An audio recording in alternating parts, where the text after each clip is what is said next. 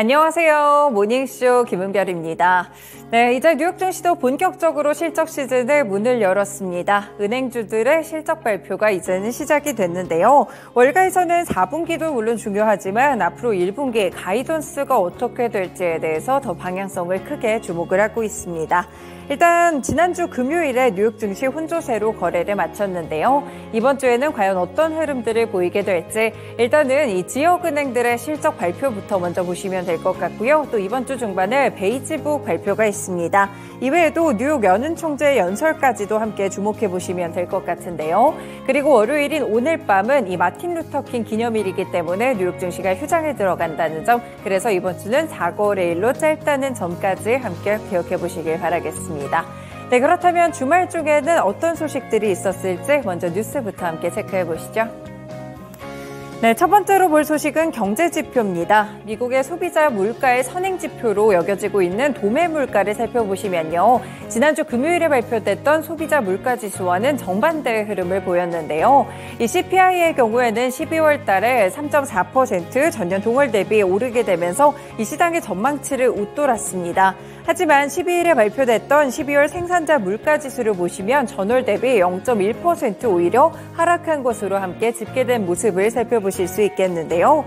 이달까지 3개월 연속 내림세를 이어갔다고 보실 수가 있겠고요. 변동성이 큰 식료품과 에너지 가격을 제외한 근원 PPI는 전월 대비 0.2% 오르게 되면서 월가의 예측치에 부합을 했습니다. 일단은 PPI가 전반적으로 0.1% 마이너스를 기록했다는 점은 월가에서 0.1% 정도 오를 것이라는 예측이 있었기 때문에 컨센서스를 좀 하회했다라고 살펴보실 수가 있을 것 같고요. 역시나 시장의 예상치와는 봤을 때 좀 못 미치는 그런 흐름들이 나왔습니다. 인플레이션이 완화됐는데 그 신호가 좀 긍정적이다라는 분석들도 함께 나오고 있는데요. 미국의 PPI 연간 상승률로 봤을 때는 2022년 6.4%에 달했지만 지난해 기준으로는 1%에 그치게 되면서 물가가 안정세를 찾아가고 있는 모습이었습니다. 일단은 PPI가 발표된 직후에 주식에 대한 선물은 오르고 국채금리가 하락하면서 시장이 진정되는 모습을 기록했는데요. 일단은 물가가 미국의 연준 목표치를 초과하는 수준이긴 하지만 3월의 금리 인하에는 여전히 힘이 실리게 될 것이다라는 분석들도 함께 나오고 있습니다. 다만 유가 차트와 비교해보시면 거의 비슷한 모습을 기록하고 있는데요. 그만큼 PPI 자체가 지금 영향을 유가에 좀 많이 받고 있다라고 보실 수가 있겠습니다. 근원 PPI의 경우에는 예상치에 좀 부합을 했기 때문에 아직까지 코어적인 그런 PPI들을 살펴보시면 약간은 끈적한 모습이 있다는 점까지 함께 체크해 보실 수 있겠습니다. 네, 두 번째 소식 살펴보실까요? 앞서서 오프닝 때 말씀드린 대로 이제는 뉴욕 증시에서도 실적 시즌이 본격적으로 시작됐습니다. 이 뉴욕 증시의 실적 시즌을 알리는 시그널은 바로 은행들의 실적 발표인데요. 미국의 대형은행들 이번에 지난해 사상 최대치인 136조 원의 순이익을 거둔 것으로 이번에 파악됐습니다. 작년 한 해 동안 인플레이션이 둔화됐음에도 불구하고 미국 경제가 예상보다 견조한 모습을 보이게 됐고 결국 미국 주요 은행들의 연간 수익이 성장했는데요. 하지만 분기별로 실적을 보시면 기대치에 좀 하회하는 모습들도 있었고요. 올해는 인플레이션이 쉽게 둔화하지 않고 소비 심리까지 위축될 수 있기 때문에 앞으로의 전망은 조금 어둡다라는 분석들도 함께 있습니다. 네, 일단 JP모건 체이스, 뱅크 오브 아메리카, 웰스파고 그리고 시티그룹이 함께 실적을 발표했는데요. 이들을 보시면 순이익이 1,040억 달러, 우리나라로 따졌을 때 136조 7천억 원이었습니다.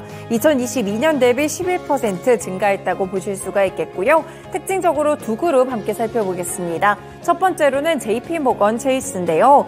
이쪽에서는 지난해 연간 순이익이 사상 최대치인 496억 달러를 기록했다고 밝혔습니다. 특히나 연간 순이자 이익이 전년 대비 34% 늘어난 900억 달러를 기록하면서 순이익이 큰 폭으로 증가했고요.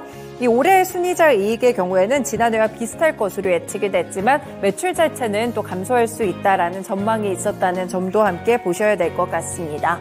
네, 그리고 JP모건 체이스 외에도 시티그룹도 함께 실적이 발표가 됐는데요.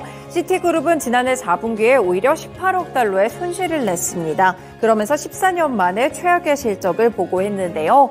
이 러시아와 관련된 감가상각이 이뤄지기도 했었고요. 그 외에도 아르헨티나 페소화 평가절하로 인한 손실, 구조조정 비용까지 40억 달러의 비용이 발생을 했기 때문에 손실을 기록했다고 밝혔습니다. 그 외에도 시티그룹은 감원까지 10% 정도 단행한다는 소식이 좀 나타났는데요.